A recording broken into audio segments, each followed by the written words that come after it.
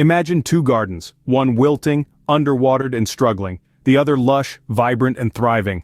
The difference? Watering practices. Picture a garden parched and wilting. Leaves droop, flowers lose their brilliance, and the once vibrant green shades of the plants turn dull and lifeless. Then imagine another garden, lush, vibrant and bursting with life. The leaves are a vivid green, flowers bloom in a riot of colors, and the air is filled with the sweet fragrance of blossoming life. The difference between these two scenarios? The simple yet complex act of watering. Watering a garden may seem like a straightforward task, but the reality is far from it. It's a delicate balance, a dance if you will, between too much and too little. Watering is not just about quenching the thirst of your plants, but also about nurturing and sustaining them. It's about understanding their unique needs and meeting them in just the right way.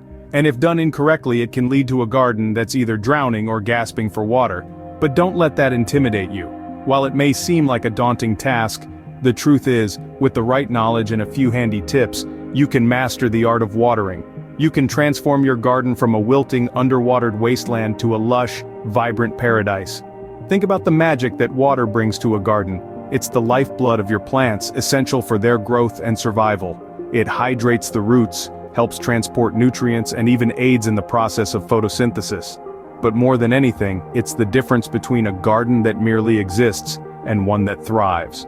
So, if you're ready to take your garden to the next level, to see it bloom and flourish like never before, then it's time to dive deep into the world of watering. It's time to unravel the complexities, to understand the science behind it, and to learn how to water your garden just right. Watering woes can be solved. Let's dive into the world of garden watering. Proper watering is not just about quenching your plant's thirst. It's a science. Just like us, plants need water to survive, but it's not as simple as pouring water onto them and calling it a day. Watering is a delicate balance, a dance of sorts, between too much and too little. When you overwater a plant, you risk drowning it. Plant roots need both water and air. Overwatering fills up all the tiny air pockets in the soil with water, leaving no room for air. This lack of oxygen can lead to root rot, a deadly disease for plants. On the other hand, underwatering your plants can be just as harmful. Without enough water, a plant cannot carry out essential functions like photosynthesis. The plant may stop growing and its leaves may start to wilt and drop off. In severe cases, underwatering can lead to plant death. So how do you strike the right balance? Understanding the science of watering is key. Water doesn't just stay at the surface of the soil, it travels down into the ground, drawn by the force of gravity. This is important because most of a plant's active roots are not at the surface but deeper in the soil. By ensuring that water penetrates deep into the soil, you're helping to deliver water to these thirsty roots. And here's where soil type comes into play. Different soils have different rates at which they absorb and hold water. For instance, sandy soil drains water quickly, while clay soil retains water for longer. This is why the same watering approach won't work for all types of soil. But don't worry, it's not as complicated as it sounds. A few simple tests can help you determine your soil type and how often you need to water. Understanding your soil is your first step to mastering the art of watering.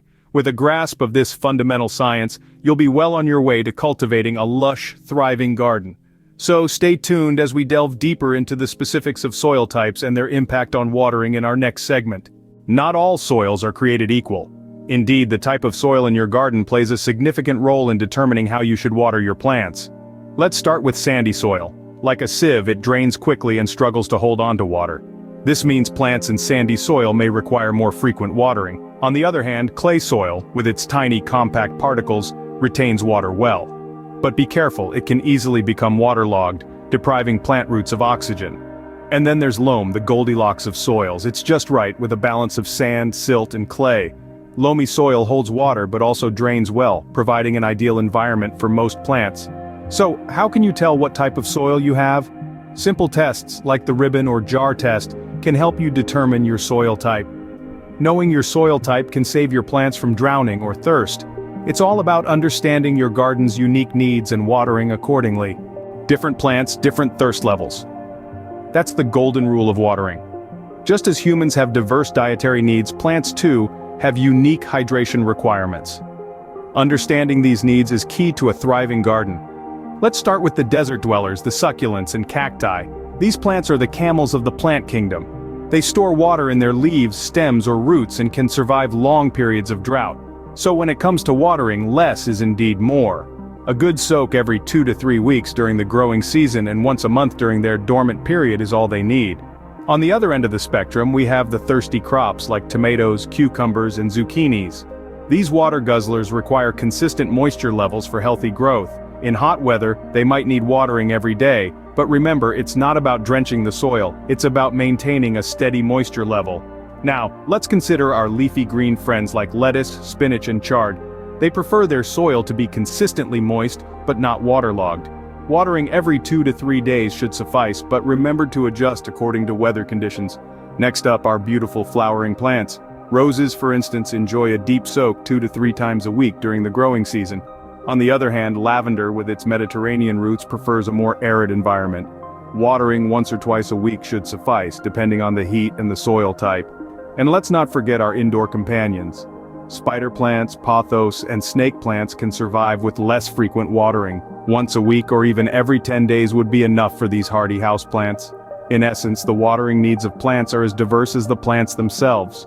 It's all about striking a balance between too little and too much, understanding the specific needs of each plant, and adjusting your watering schedule accordingly. Remember, plants, like people, don't all have the same thirst levels. So, get to know your green friends and their watering preferences. A well-watered plant is a happy plant, and a happy plant makes for a happy gardener. Water smart, not hard. That's the mantra we're focusing on in this segment. The goal? To make your watering routine more efficient, saving you time and resources while ensuring your plants get the hydration they need. Let's start with drip irrigation systems. These are a game changer for efficient watering. They deliver water directly to the root zone of your plants, minimizing evaporation and runoff. This targeted delivery means your plants get exactly what they need, right where they need it. Plus, you can even automate these systems, so your plants stay hydrated even when you're away. Next up, we have soaker hoses. Similar to drip irrigation, soaker hoses weep water along their length directly into the soil. They're ideal for watering rows of plants or densely planted areas. Soaker hoses tackle 2 tasks in one. They hydrate your plants and discourage weed growth by keeping the water off the areas between your plants. Now let's talk mulching. This isn't just about making your garden look pretty. Mulching serves a vital purpose in efficient watering. It acts like a protective blanket over your soil, reducing evaporation and keeping the soil temperature more consistent. Mulch also adds organic material to your soil over time, improving its structure and water-holding capacity. And as an added bonus, it helps suppress weeds. But what type of mulch should you use? Organic mulches such as compost, shredded bark, or straw are excellent choices. They break down over time, enriching your soil with organic matter. However, remember to keep mulch away from the base of your plants to prevent decay and pest issues. And finally, always remember to water deeply and less often. This method encourages your plants to develop deeper root systems, making them more drought-tolerant and healthier overall. Remember, it's not just about how much you water, but how you water. Implementing these strategies will help you water more efficiently, save valuable resources, and promote healthier, happier plants. Because at the end of the day, efficient watering is the key to a thriving garden. Your plants speak to you. Can you understand their language? Overwatering and underwatering both leave telltale signs. A plant that's had too much water might have yellow leaves or a wilting appearance, while an underwatered plant may have dry, crispy leaves or show signs of slow growth. If you notice these symptoms, adjust your watering habits accordingly. Remember, it's not just about watering your plants, it's about giving them the right amount at the right time. Listen to your plants, they'll tell you what they need. Armed with this knowledge, you're ready to conquer the watering woes. It's time to put these insights to work, transforming your garden into a lush, vibrant haven. Imagine your plants thriving, your flowers blooming, your vegetables ripening. No more guesswork, no more worries. Just a garden that reflects the care and understanding you've gained. And remember, this journey doesn't end here. Keep learning, keep growing, because a well-watered garden is a happy garden. Happy gardening.